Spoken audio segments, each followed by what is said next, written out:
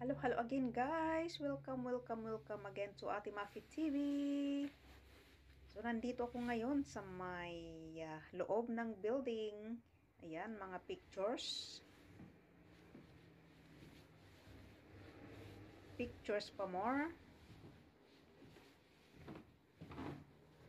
Ayan, dito ako ngayon sa may 5th floor at more pictures dito.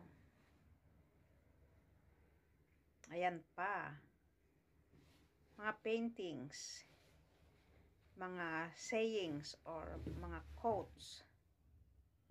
Ayan.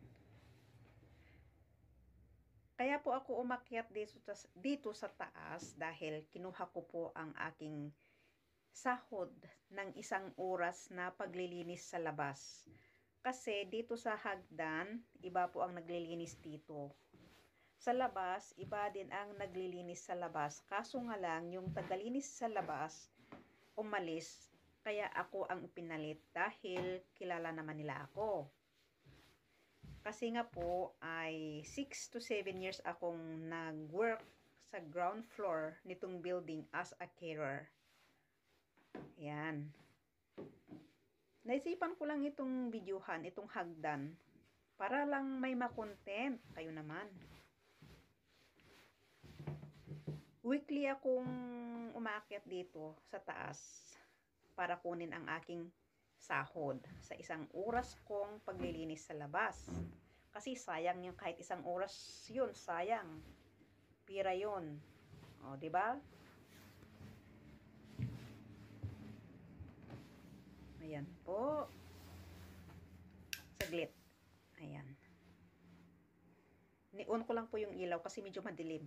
Ito po yung hagdan. Hanggang 5th floor lang naman. Yung mga cleaners dito, gustong-gusto nila dito kasi walang bantay. Kahit 1 oras. Pero may pira pa rin doon. Pwede ngang pangkabuhayan, saglit ha. Pwede ngang pangkabuhayan ng mga 2 o 3 araw. Kahit tagi-1 oras. Dito naman sa labas, ayan, still good pa rin. Kasi hinugasan ko siya. Hinugasan ko to. May hose sa baba.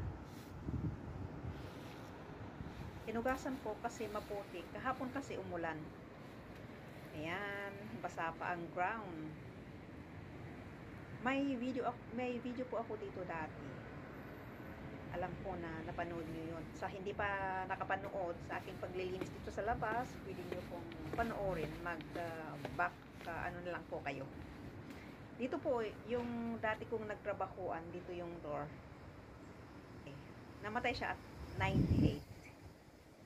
Ayan po guys. At ipapakita ko rin ang building. Ito po yung building. Ayan po. So hanggang dito na lang po tayo guys. At maraming salamat sa panonood. Bye bye!